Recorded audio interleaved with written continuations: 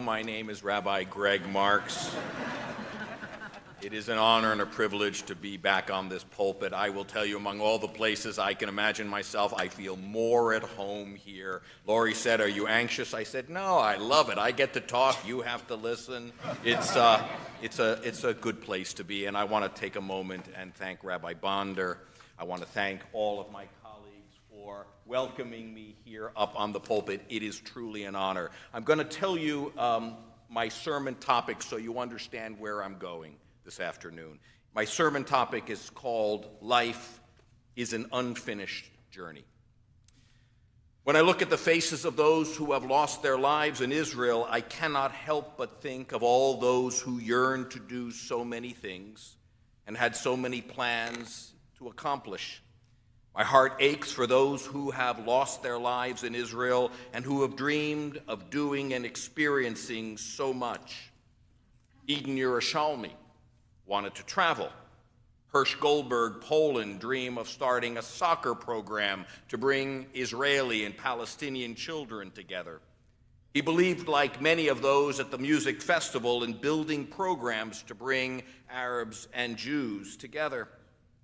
The 25-year-old Ori Danino had already saved many at the Nova Music Festival, and he had driven away, but he realized he had to go back and save and help. It was then he was taken hostage on October 7th. He had plans on studying electrical engineering.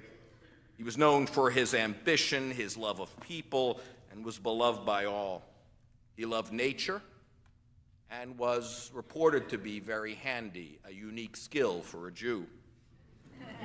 Alex Lobanov wanted to be a father. His wife, Michal, gave birth to their second child while he was still in captivity. His wife expressed sorrow for not doing more to free him before he was murdered.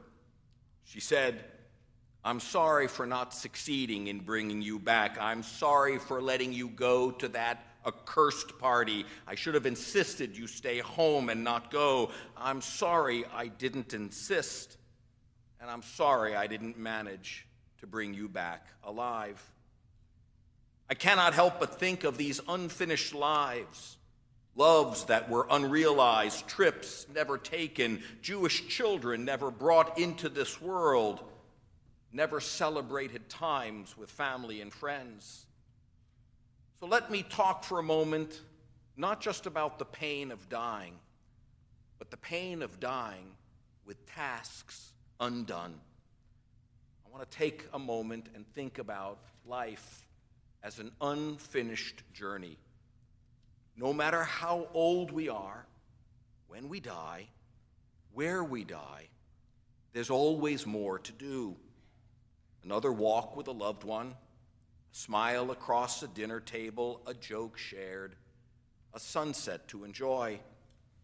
Yes, some see peace at the end, especially when there's suffering. But if we were to remove the pain, another day would be seen as a blessing. Why? Because life is an unfinished journey. We all mourn for the unfinished aspects of life. To quote a Hallmark card, life is a work in progress. The greater the task, the harder it is to complete it. Our governor, Josh Shapiro, is often quoted as using the lines taken from Pirkei Avot from Rabbi Tarfon, "It is not your duty to finish the task, but neither are you free to neglect it." The immensity of the work should never scare us away from getting started. And of course, Tarfon was talking about Torah study. There's always another text to parse, another talk that one could have about a particular item. There's always more to learn. Life is a series of studies and opportunities to grow intellectually. But think about it in a larger context. We all die with tasks undone, no matter how much time we have had to prepare for that final moment. If you think about it, Israel is a task unfinished. Israel is a work in progress. It is an unfolding narrative that each generation must write. Remember that Israel has not fought 15 wars. It is fighting one war, the war of independence, about its essential survival. Democracy, here and around the world, is an imperfect enterprise, and it often takes ages to accomplish the task of defending it. We are still defending it. We can never say that the work of our republic is done. Always more work to do. Raising children is a work in progress. Even though 2 of my children are in their 30s and 1 in their late 20s, I'm still their father, and no matter how old they are, I will always worry about them and helping them in whatever way a meddling Jewish father can do. It's my job. It's a work in progress, and any one of us who have children understand that. I see my retirement in light of unfinished tasks, if you will. It in part entails knowing that there's a lot of work to do, but that I can step aside and others will do it. I can pass the torch to another. How fortunate I am to pass the torch to 2 very capable rabbis and 1 extremely talented cantor. Life is unfinished. They will carry the torch, not I. Because Beth Or is a work in progress. And there will come a time, Jason, you're not going to want to hear this, when a new rabbi will come and you will pass the torch to that individual. We all leave with tasks undone. Much like Dickens never finished his play, Edwin Drood, or Schubert never finished his unfinished symphony, our ancestors had tasks that were left undone. Moses, you remember, was leading the people of Israel out of Egypt and taking them to the promised land, and yet he never arrives. His work was unfinished. He dies with a kiss from God and is buried in an unmarked grave in Jordan. The story of our people will continue without him. And yet, somehow Moses is always with us. The unfinished story at the end of the Torah is a continual reminder that even our greatest leaders could not complete the task in the finite number of years allotted to them. I never really understood why there were 5 books of Moses when Moses dies in exile. Why aren't there 6 books of Moses that completes the journey led by Joshua when they occupy and conquer the land of Israel? That would make more sense. Why finish the Torah with the task unfinished? But seen in the context of Yizkor, life as a work in progress, seeing Moses die outside of the land teaches us that we are all, in one way or another, in exile, and the task of redemption, coming home, if you will, is yet to be fulfilled. King David yearned to build the temple in Jerusalem, but was not allowed to do so. Why? Because the Bible tells us he was a man of war. The text tells us that the task was to be done by his son, Solomon. The greatest dream of King David, the city of David, was never finished until his son Solomon came along. And every time a baby is born, every time there's a bar or a bat mitzvah, we sing Siman Tov and Mazel Tov. And I add a line to it, David Melech Yisrael, Chai Chai V'Kayam. Every time a child is brought into the covenant, we are reminded that King David is still with us as well. The household of Israel, the household of David is alive, and our story is still unfolding. You've known the story. You've heard of a fellow by the name of Honi HaMa'agel. He's called Honi the circle drawer. He was the Jewish Johnny Appleseed, and he went all across the Middle East, mostly Israel, planting not apple seeds, but carob seeds, an indigenous tree in the land of Israel. He's seen planting carob trees. A person comes up to him and says, "How long will it take for this seed to bear fruit that you might eat thereof?" Honi says, "About 70 years. You going to live that long? You're already an old guy. Aren't you ready for retirement?" He said, "As I came into this world, there were carob trees already here, and so as others planted for me, I must plant for others. My work is a work in progress."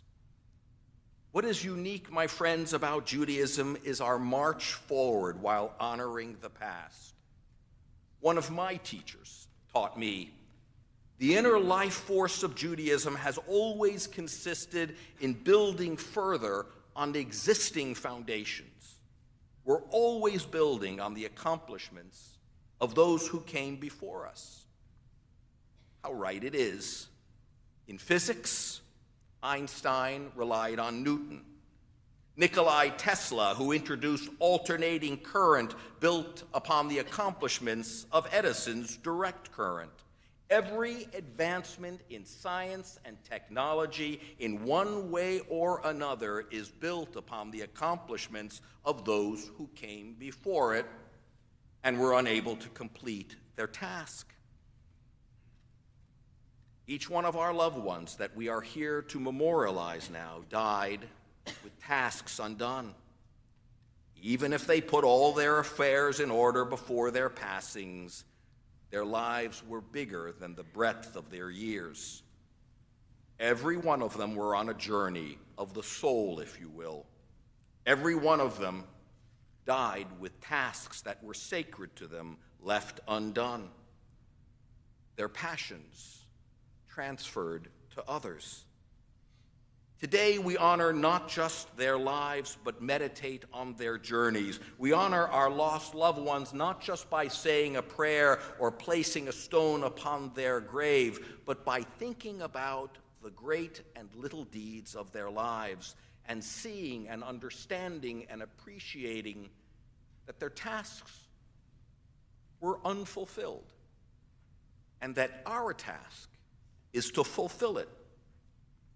Just like Joshua took up Moses' task, just like Solomon picked up David's task, just like we honor our lost loved ones by meditating on what was important to them and making that our story. Our Chinese brothers and sisters have a saying, tomorrow's flowers come from seeds that are planted today. In a very strange way, I rejoice in moments like this. I really do. Yizkor is unique to the Jewish people because we stop the machinery of life just for a bit. We slow down. We look back. We meditate.